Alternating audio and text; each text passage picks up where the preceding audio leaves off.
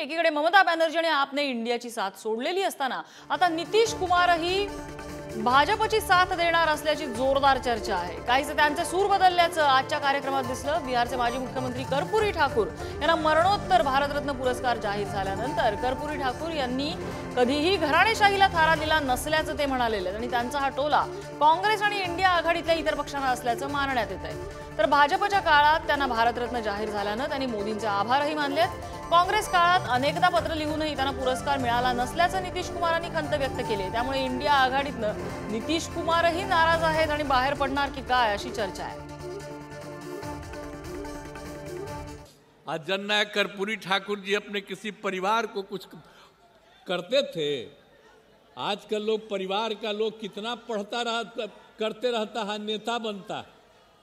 और जब उतने बड़े नेता थे वो अपने किसी लड़के को करने नहीं दो चले गए, तभी हम इनको जो रामनाथ ठाकुर जी को जब वो चले गए तो हम ही लोग रामनाथ ठाकुर जी को आगे बढ़ाए। यहाँ पर मंत्री रहे, सब कुछ रहे।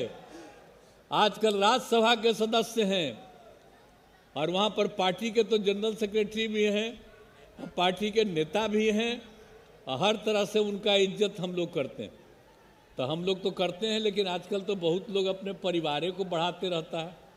लेकिन आप समझ लीजिए कि जननायक कर्पूरी ठाकुर जी कभी भी अपने परिवार को नहीं बढ़ाए।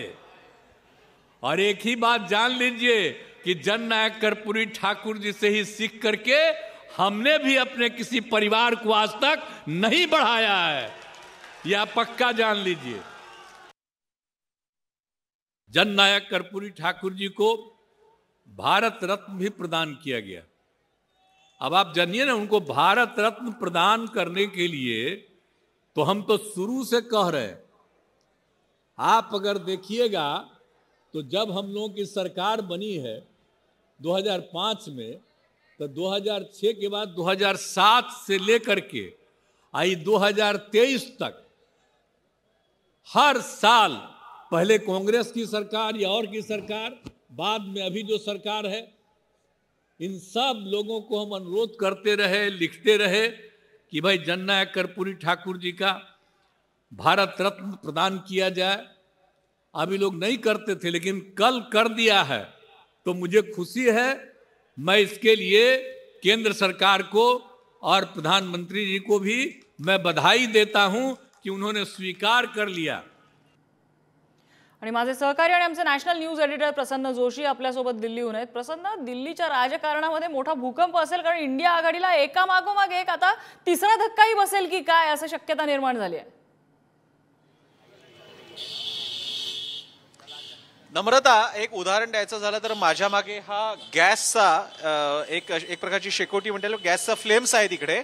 आता याच्याने इथे हात जवळ नेला तर गरम वाटतं, पण म्हणून बाहेरची जी प्रचंड थंडी आहे त्याला तो एकटा पुरेसा नाहीये। काँग्रेसची नेमकी ही अवस्था आहे। इंडिया आघाडी ही एक प्रकारे अशा प्रकारच्या एक खांबी तंबूसारखी झाली आहे। त्या खांबाचं नाव आहे काँग्रेस, पण त्याची उष्णता ही सगळ्या थंडावा, जी सगळी गारठा जो बीजेपीचा सगळा विंटर आहे, बीजेपी विंटर, त्याला दूर करायला पुरेशी नाही, तशी अवस्था झालेली आहे। आणि आता घडलेल्या ज्या घटना तू सांगितल्या ते त्याचं उदाहरण आहे।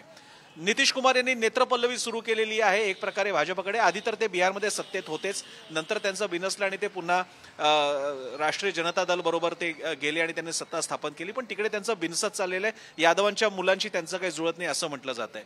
तिकडे आम आदमी पार्टी आणि ममता बॅनर्जींनी तर जाहीरच केलेलं आहे। ममता बॅनर्जी तशाही फारशा काही उत्सुक नव्हत्या। त्यांचं नेहमी वागणं इंडिया आघाडीत सुद्धा जरा वेगळंच वाटायचं, ते या निमित्तानं दिसून आलेलं आहे आता। आणि सपा सुद्धा उत्तर प्रदेशमध्ये काँग्रेसला फार जागा देण्याच्या मुळीच मूडमध्ये नाहीये। जवळपास 250 ते 250 जागांचा हा जो सगळा उत्तर पट्टा, ज्याच्यामध्ये मी थोडासा पश्चिम बंगालला सुद्धा धरतो, जर का काँग्रेसला काही अस्तित्वच नसेल तर काँग्रेसला सुद्धा पुढे एकटं जाण्याशिवाय पर्याय उरणार नाही। आणि त्यामुळे महाराष्ट्रामधल्या शिवसेनेच्या बाबतीत, राष्ट्रवादीच्या बाबतीत तरी काय स्थिती आहे ही सुद्धा बघायची झाली। जवळपास 35 जागा या शिवसेना, उद्धव ठाकरे आणि शरद पवार गटाने एकूण, त्याचा आकडा थोडा मागे 27, 13, 15 असा थोडासा पुढे मागे असू शकतो, पण जवळपास 35 जागांवरती त्यांनी क्लेम केलेला आहे। मग काँग्रेससाठी उरतं ते काय? आणि या परिस्थितीमध्ये मग काँग्रेस आता शेवटी स्वतःचाच एकला चारलो करणार का आणि स्वतःच एक या अशा हिटरसारखी एक खांबी तंबू बनणार आणि पूर्ण स्वतःनेच लढणार का, हे बघावं लागेल। नम्रता, प्रसन्न, मुद्दा याच्यामध्ये असा आहे की ज्या वेळेला इंडिया अलायन्स फॉर्म झालेला होता त्यावेळेला भाजपने चेष्टा केली होती की किती काळ ही आघाडी एकत्र राहील. त्यांची चेष्टा हा राजकारणाचा विषय असेल सुद्धा, मात्र आत्ताचं जे चित्र दिसतंय त्याच्यामागची कारणं सुद्धा ऑब्व्हियसच आहेत असं म्हणायला हवं. अगदी नम्रता, हे ऑब्व्हियस आहे, पण आणि हे ज्या भेगा आहेत त्या आत्ताच दिसत आहेत अशातला भाग नाहीये. आपण अगदी पहिल्या इंडिया आघाडीपासून सुरू करायचं म्हटलं तर तिथे सुद्धा छोट्या छोट्या गोष्टींवरनं लोगो स्वतःच का जाहीर केला, आणखी अमुक अमुकचा अजेंडाच कसा होता, या सगळ्या बाबतीत थोड्या थोड्या कुरबुरी नेहमी जाणवत असायच्या. ममता बॅनर्जींना सुद्धा एक त्यांचा स्वतःचा आब राखला जावा अशी त्यांची अपेक्षा असायची. इतकंच काय, एक छोटासा किस्सा सांगायचा झाला तर मुंबईचं जेव्हा इंडिया आघाडीची बैठक होती त्याच्यामध्ये संजय राऊतांनी पहिली जी एक प्रायमरी मीटिंग झाली त्याच्यात पुढचा मेन्यू, दिवसभराचा मेन्यू आणि कार्यक्रम शेड्यूल निश्चित झालेला असं म्हटलं. तर असं म्हणतात की खरगे म्हणाले सब डिसाइड हुआ है तो हमें मीटिंग करने की क्या जरूरत है. आणि नंतर सावरावं लागलं त्यांना आणि नंतर सगळ्या गोष्टी एक दिलाने एक प्रकारे सगळी चर्चा करून झाली. पण अशा कुरबुरी या त्यांच्यामध्ये होत होत्या. सगळ्यात महत्वाचं म्हणजे नम्रता, बॉटम लाईन महत्वाची. कॉर्पोरेटमध्ये जो बॉटम लाईन शब्द आहे, काँग्रेसची या क्षणी न्यूसन्स व्हॅल्यू काय आहे, काँग्रेसला सोबत घेतल्याने आपल्याला फायदा किती आहे किंवा काँग्रेसला जागा सोडल्याने आपलं कितपत नुकसान होणार आहे, या बाबतीचा इतिहास जर का बघितला तर समाजवादी पार्टी त्याला साक्ष आहे. उत्तर प्रदेशमध्ये ना धड काँग्रेस पुढेसा विजय मिळू शकली आणि उलट समाजवादी पार्टीच्या जागा कमी झाल्या त्या कमी. हा इतिहास असल्यामुळे म्हणून तयार झालेली ही आघाडी आणि त्याला काही महिन्यातच घरघर लागणं, मला वाटतं जे भाकीत करण्यात आलेलं होतं सुरुवातीला अनेक राजकीय विश्लेषकांकडून तेच खरं होतंय की काय अशी शंका आता उपस्थित झालेली. प्रसन्न, धन्यवाद या विश्लेषणाबद्दल.